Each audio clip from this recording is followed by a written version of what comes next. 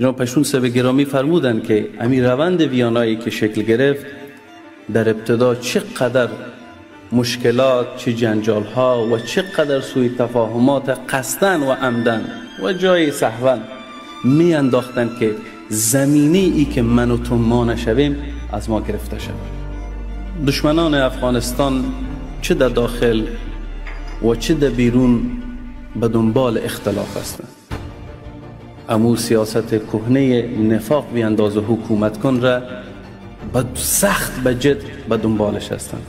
جبهه محترم آزادی، جبهه مقاومت و جبهات دیگر و مبارزه زنای ما نشان داده. قسم به خدا که آنچه که شما میبینین یک پلنگ برفی است.